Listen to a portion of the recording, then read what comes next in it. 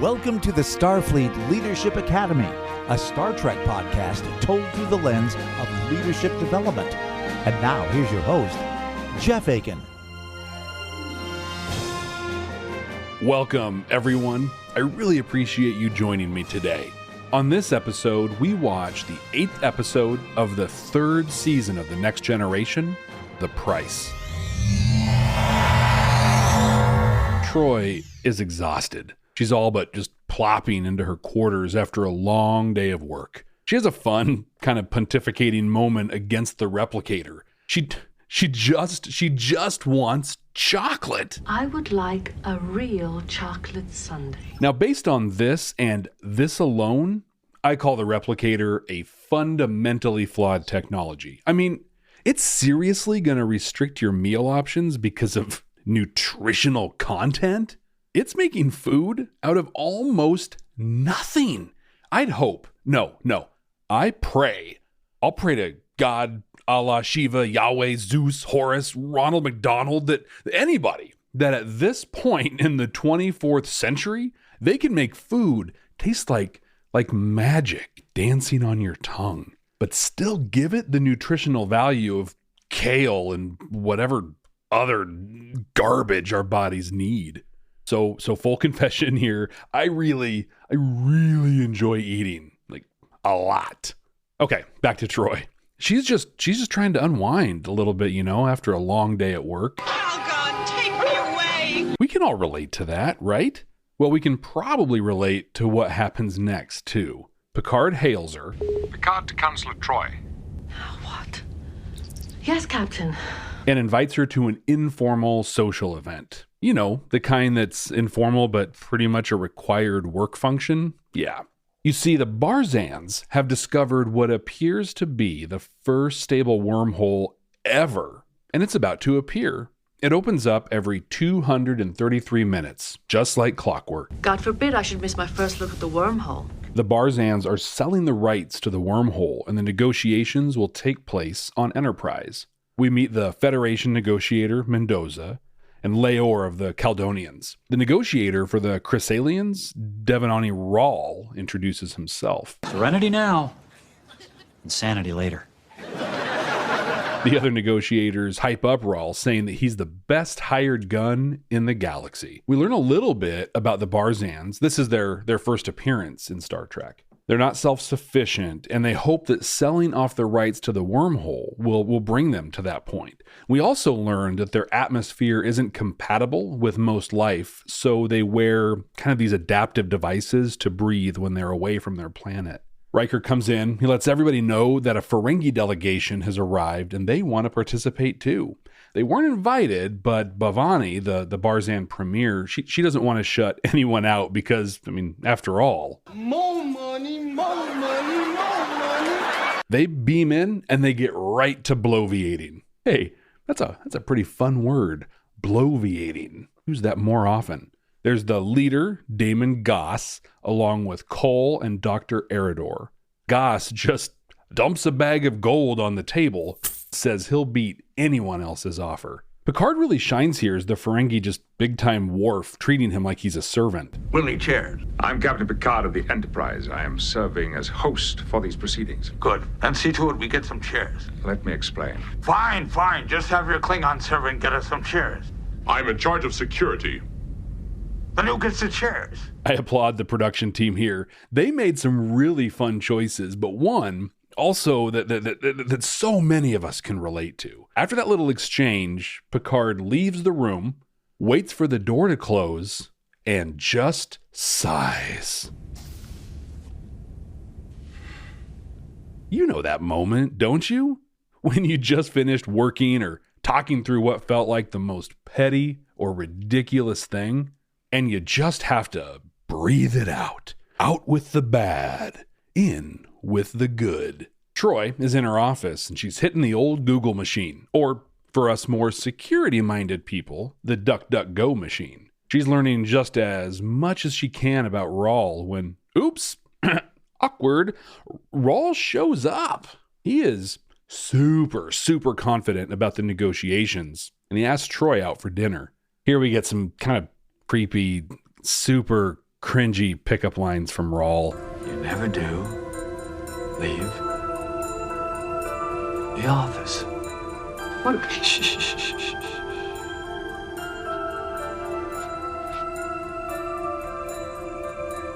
Dinner at 8? He's kind of pretty aggressive here too, but Troy seems to go along with it. Look, this episode came out in '89, and I have some pretty strong thoughts about how Rawl interacted with Troy, but I'll just leave it with what I said. It's creepy, super cringy. But I mean, no.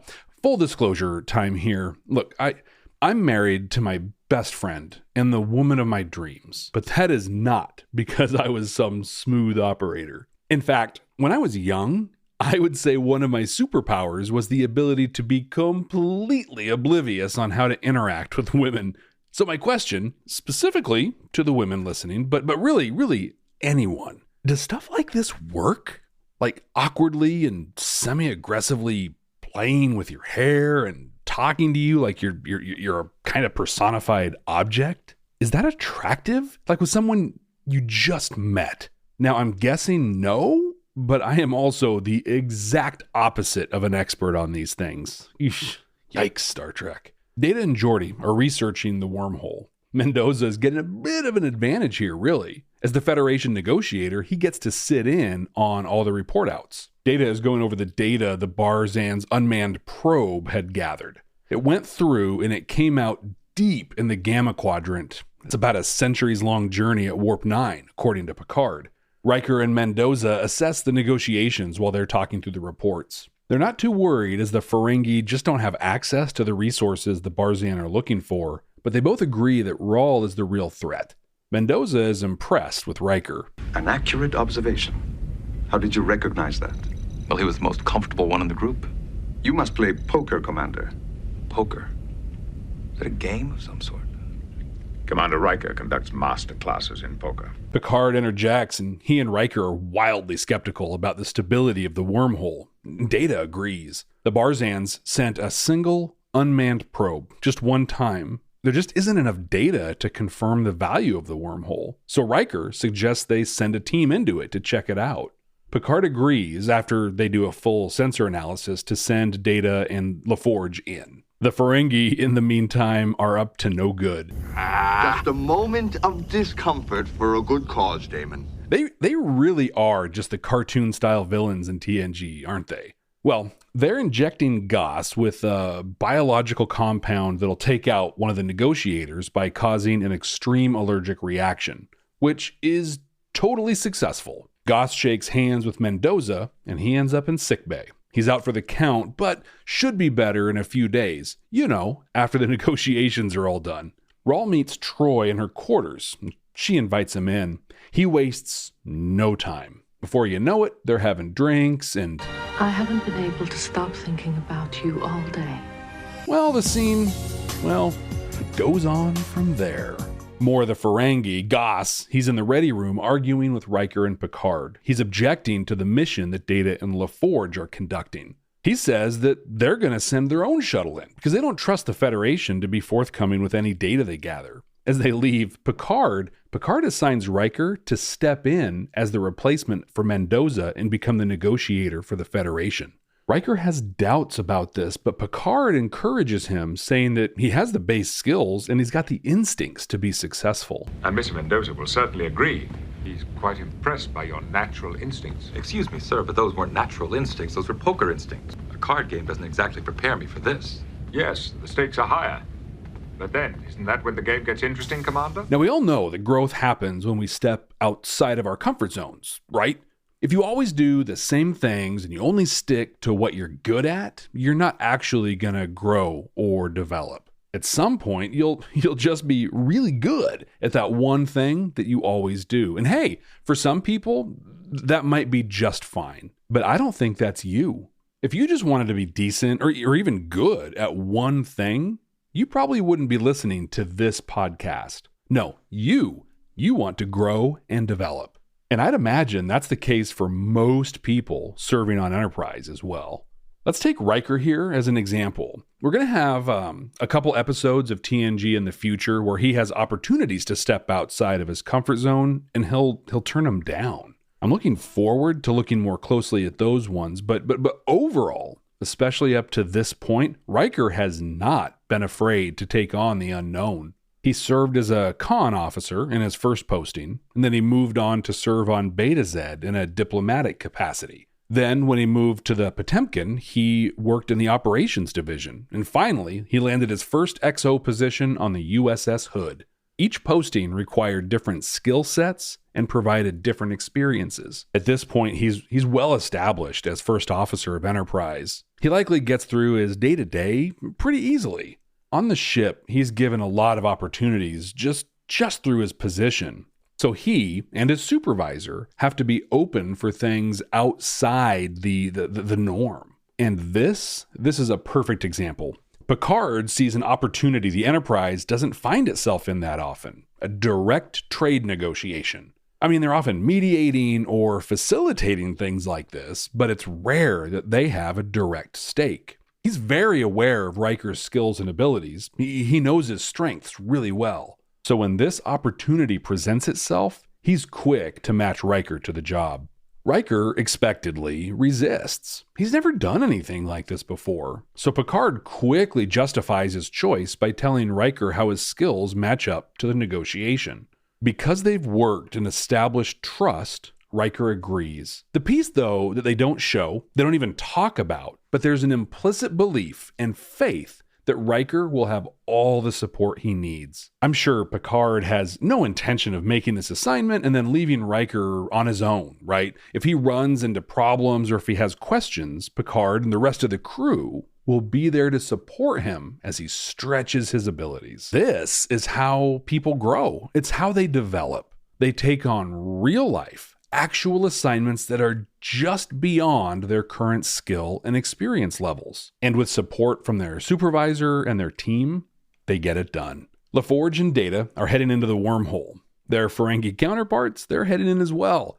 The shots in this scene show how even the flagship of the Federation, the luxury yacht that is the Enterprise, really cut some corners. I mean, Data is practically sitting in Geordi's lap.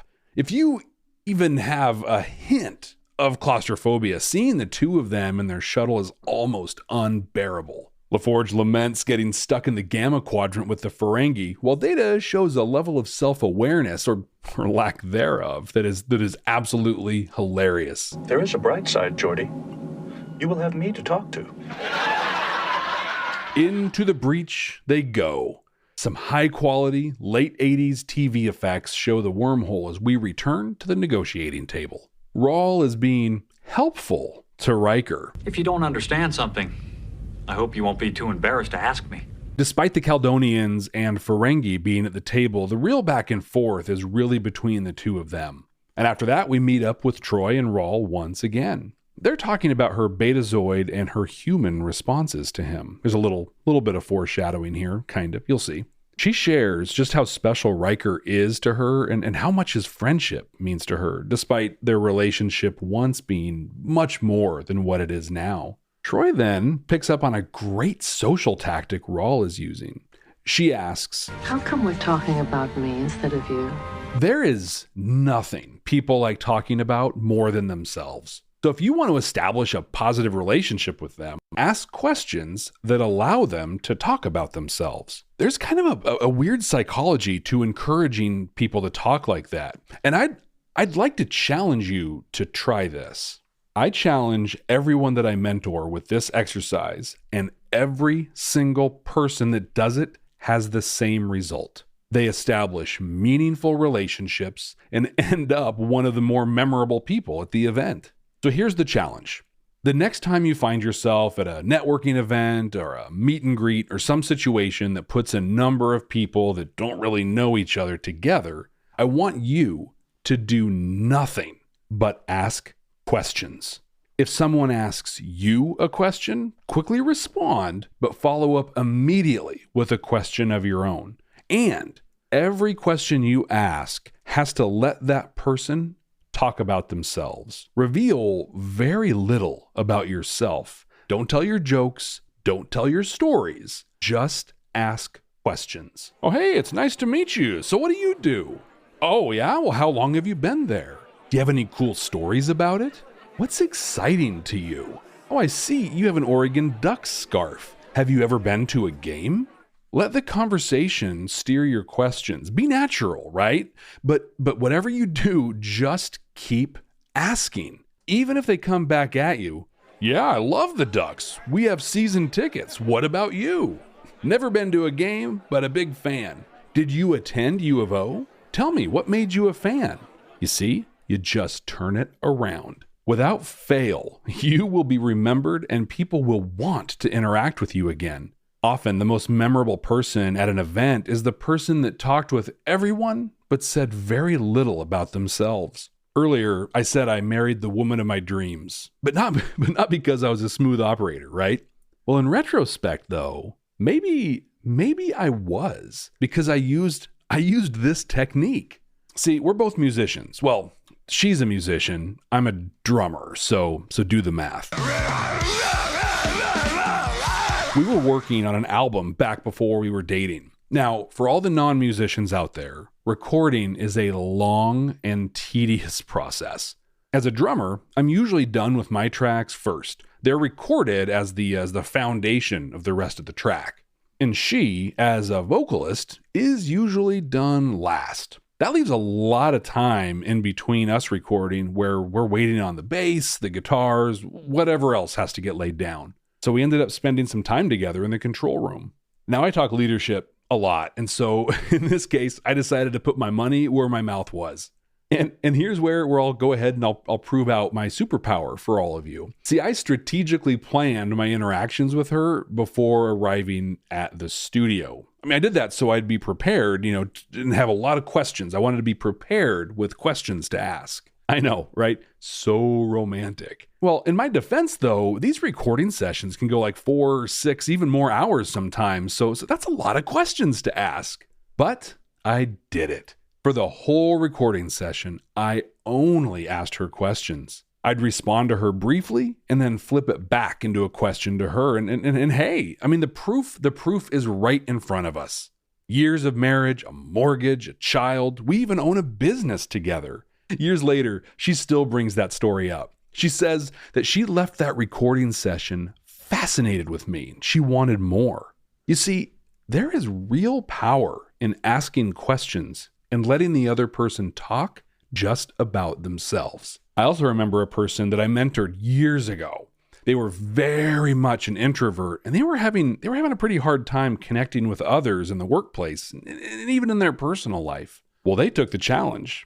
At a parents' night for their child's Little League baseball team, he just asked questions and encouraged people to talk about themselves. Now, I actually reached out to him while prepping for this episode to see how he was. It was about 9 years ago from the time of this recording that he took the challenge. And he said, see, this is the cool thing here. He said there are 3 families from that time that he and his family still to this day spend time with and stay connected to. So now I want you to try it out and let me know how it goes. I'm on all of the social media at Jeff T. Akin. Just let me know how your interaction goes when you do nothing but ask questions and let other people talk about themselves. Raul is still doing his thing, and Troy is really connecting with him. She's questioning why she's connecting, and this causes Raul to share a really big secret. See,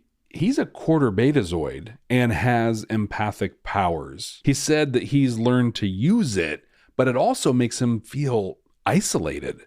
No one else in his life can really relate to what he feels. That is, until he met Troy.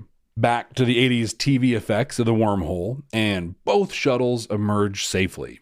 But Data's very concerned. You see, they're not in the Gamma Quadrant where they expected to be. Instead, they are all the way over in the Delta Quadrant. Then we get to, it's this episode. Yeah, Crusher and Troy in jazzercise leotards and talking about Raul.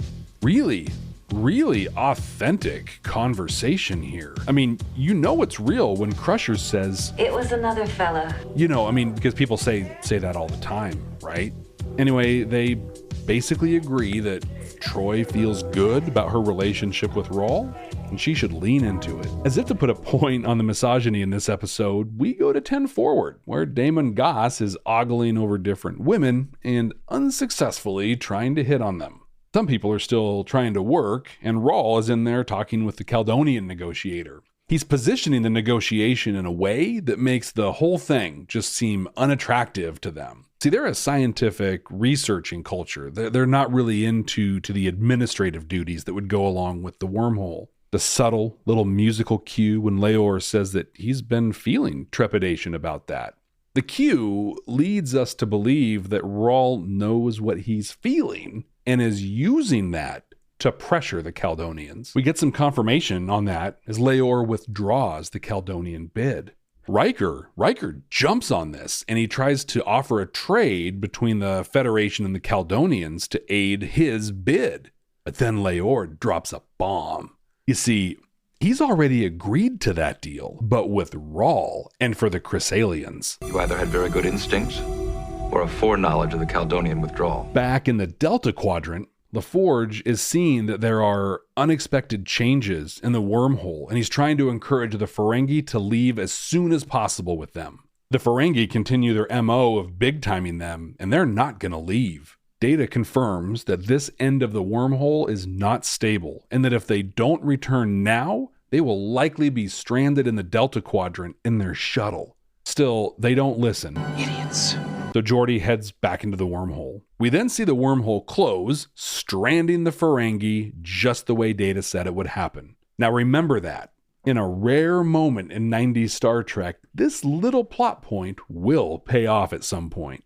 Rawl is praising Riker's skill to Troi while kinda low-key cutting him down too. She's starting to see through it all and straight up accuses him of unethical behavior. See, he doesn't tell people about his empathic abilities, and that gives him an unfair advantage. And then he crosses a line. Well, I gained an advantage by using it with you.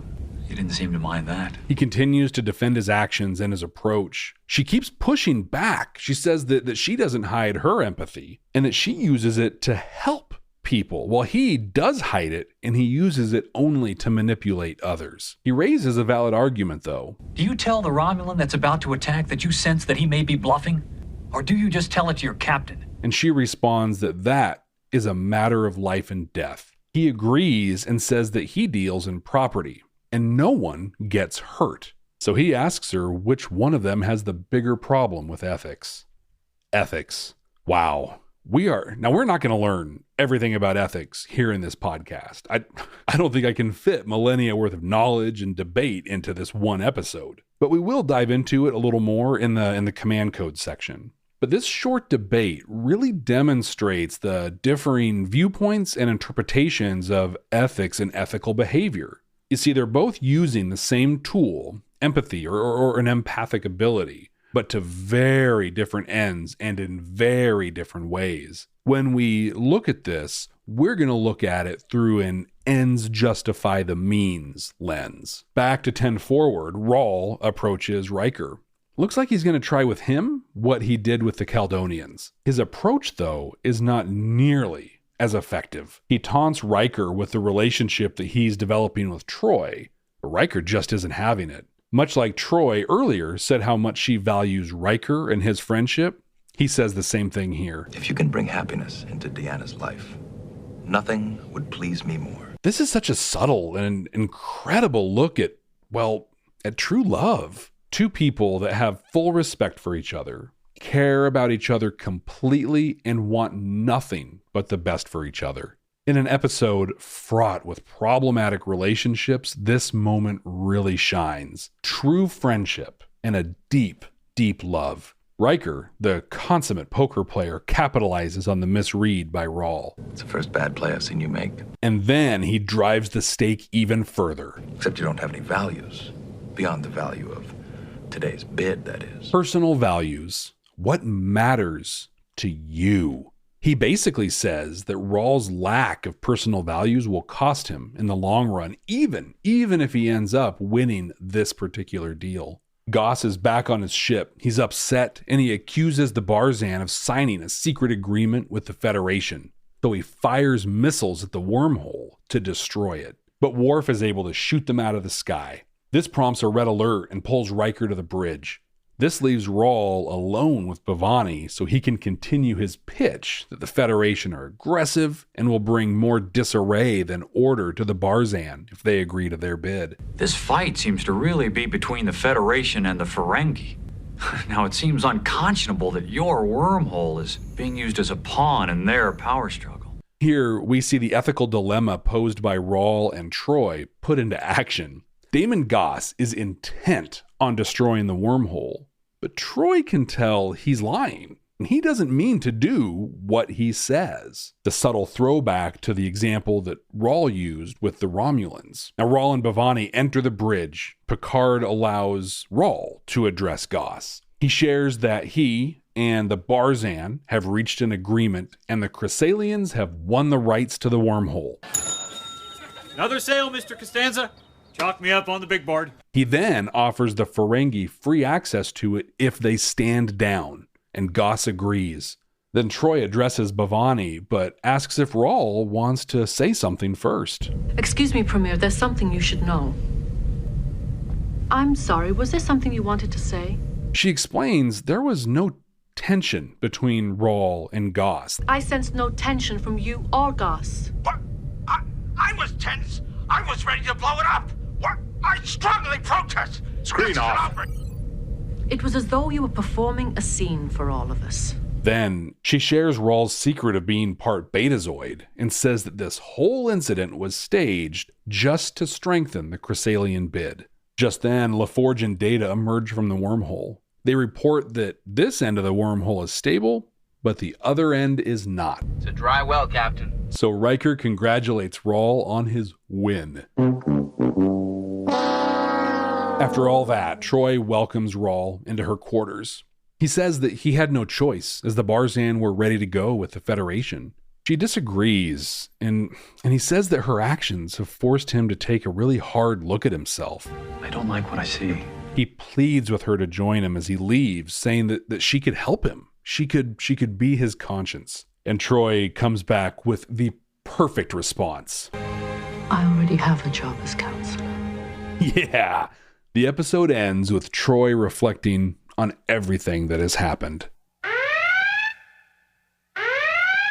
So much potential. I mean, there is real potential in this episode. It has cool sci-fi elements like the wormhole and the fact that the galaxy is officially divided into the alpha, beta, gamma, and delta quadrants. This is the first time that was ever said and confirmed in all of Star Trek. It has a high-stakes negotiation with a lot of different players, and it has a love story. But even with all that, I mean, it pretty much failed on all points. Well, that's not totally fair.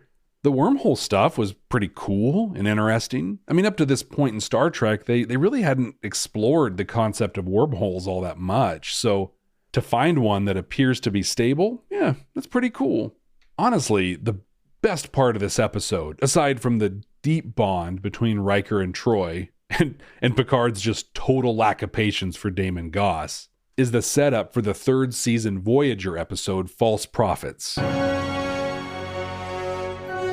But more on that one in a future episode. I think I read a comment that Marina Sirtis made at a convention once about this episode. She said something like, they finally had a decent love story for Deanna, and then they screwed it all up, or something like that. And yeah, that pretty much sums up this one. A great coach I worked with once said, potential only counts for so much. At some point, you just suck. Command codes verified. During the episode, we talked about the art of asking questions and encouraging others to talk about themselves. I simply cannot overstate the power of this strategy. In addition to the challenge I gave, I also want to encourage you. I want you to apply this in your one-on-one meetings with your teams. Give them the floor. Let them talk about themselves. When you listen, it is amazing what you will learn. We also talked about moving outside of your own comfort zone as a development tool and encouraging this with your staff as well. In this episode, though, the real lesson is on ethics. Now, I do not by any means want to present myself as an expert on ethics at all. However, as a leader, behaving in an ethical manner is critical for you to earn trust and to be able to represent your teams and your organization.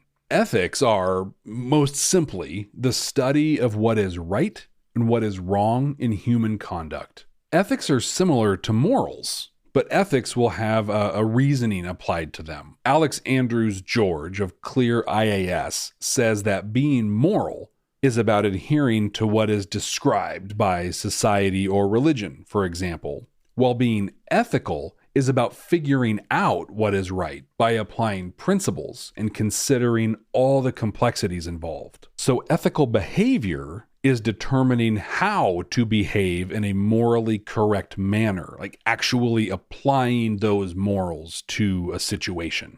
In this episode, the question of ethical behavior is brought up in terms of Rawls' empathic abilities. He can sense the emotions of those around him, and this gives him a tremendous advantage in dealing with other people. I mean, we can all determine the emotions of others just like he describes through social cues, body language, verbal cues, and stuff like that. But he has the added ability, the added sense, in that he can actually feel what they are feeling. Troy shares this ability, and she uses it in her role as ship's counselor. I mean, it could be assumed that her ability uniquely suits her to that position, but Rawl uses it for an edge in negotiating. He senses, for example, when Leor is having second thoughts on the process, and he uses that knowledge to encourage him to withdraw. One could easily argue, and Rawl does, that this is simply his job. Find an advantage and exploit it. It just so happens the advantage he found was done so through his abilities, and no one at the table knows he has those abilities. So let's look at this situation in two other ways. First, as if Rawl does not have any extraordinary empathic abilities at all, and second, as if Leor knew that Rawl had extraordinary abilities. Okay, Rawl is a skilled negotiator. He has the skills necessary to represent his client's best interests. One of those skills is the ability to read people and adjust his strategy accordingly. In this situation, from what we saw, Leor was a full participant in the negotiations. There was nothing that indicated he was having second thoughts. So Rawl continues with his strategy, but he might possibly sense something is a little off with Leor. If he happened to sense that, from what we see and know, he would have to have spent a lot more time prodding and asking questions, and that would most likely happen at the table with everyone else present. So as he's learning Leor's trepidation, everyone else has the same opportunity to see it as well. If it comes out that he's really not into it, others may have the opportunity to negotiate the side deal that Rawl was ultimately able to do in the episode itself. So with no special abilities, he could still have had the same outcome, but others would have had a competitive chance to do the same. Now, let's assume his empathic abilities are well known. People go into negotiations with him knowing that he can feel their emotions. Leor, knowing this, decides he still wants to negotiate for the rights so the Caledonians maybe can set up a sub-agreement with someone else for the administrative tasks around the wormhole. So Leor adjusts his strategy, keeps his emotions in check. He likely remains competitive through the process. So being open and honest about his abilities could lead to an entirely different outcome. In all fairness, though, maybe Leor just isn't very good at his job, and Rawl is still able to take advantage of his feelings, but then that's on Leor. And honestly, the rest of the negotiators, they know what they're up against, so they'd better be bringing their best and watching closely for these situations. But this examination doesn't necessarily prove his behavior is unethical. It really just shows that there are other possibilities. And the stakes here are rights to a wormhole, their economic consequences. Morally, you could say that no one is being hurt. There's no one in danger. Now, you could question whether or not this is a form of stealing or theft, but the fact that this is something to explore and question really shows how it's in that gray area. But his choices and his own explanation demonstrate the ethical standing of his choice to hide his empathic abilities. While having dinner with Troy, he says, "I used them on you." And he did that so he could have a physical relationship with her. Whoa! Now this is a whole different ballgame. I hope there isn't any gray in this one for you. When you are taking advantage of someone, specifically manipulating their emotions for an outcome like this, yeah, nothing moral about that, and clearly demonstrating unethical behavior. But Jeff, you say, she still seemed to like him, you say. Yeah, maybe she did. Maybe, and we'll never know, but maybe he was the perfect match for her. Why won't we know? Well, Raul believes the end justifies the means. I imagine you've heard that phrase before. It basically means that the outcome justifies what you did to make it happen. So as an extreme and, well, kind of fun example, let's just say that you work for a small local record store and you're about to get bought out by a huge chain of record stores. You don't want that to happen. So one night when you're closing, you decide to take the day's receipts and head to the casino. You play some craps, bet it all on red, whatever. You double your money and you save the store. Hooray, right? But you stole money from your employer and you put everything at risk. Does the fact that you bet well make it okay that you did that? Did the ends, saving the store, justify the means, stealing money? Now, according to Machiavelli's The Prince, yes. Yes, it does make it okay. But do we live in a Machiavellian society? It's a society full of narcissists, scheming, dishonesty, manipulation. No, we don't. Though we certainly do have our moments now, don't we? Now, Machiavelli says, "Whoever desires to found a state and give it laws must start with assuming that all men are bad and ever ready to display their vicious nature whenever they may find occasion for it." Yikes. Now, there are a number of examples in society of us saying the ends do not justify the means. August 7th, 2007, Barry Bonds hit a record-breaking 756th home run. Awesome, right? Nope. Dude was on steroids, or performance-enhancing drugs as we came to know them. He will forever have an asterisk next to that record. There is, of course, Deflategate, where the Patriots had game balls deflated during the 2014 AFC Championship game. Yay! They won and they went to the Super Bowl.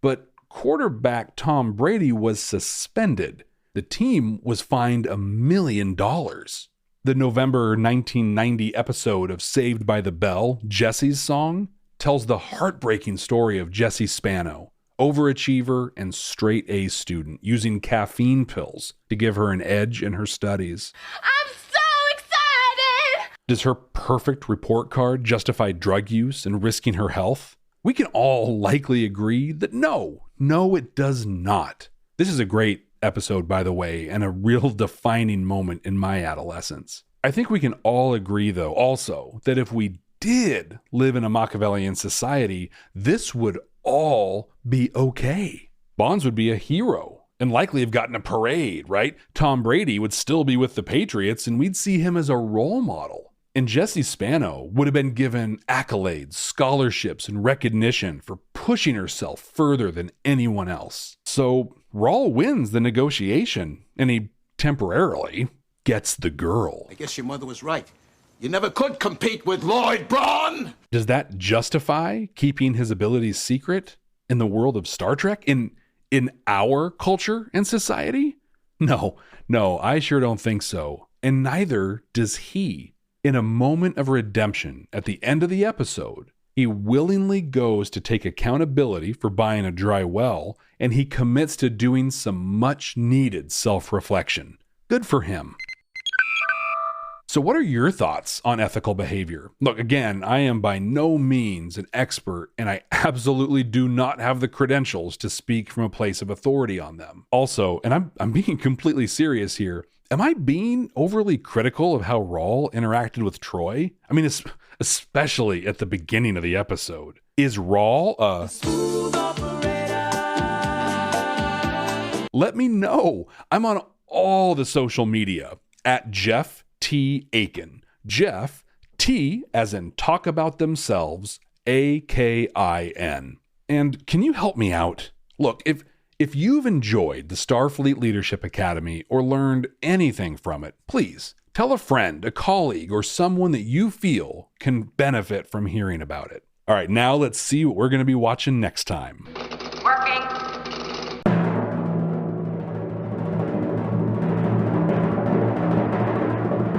For the Cause, episode 22 of the 4th season of Deep Space Nine. Brush up on your Maquis storylines for this one. A lot happens here. I cannot wait. So until then, ex astra scientia.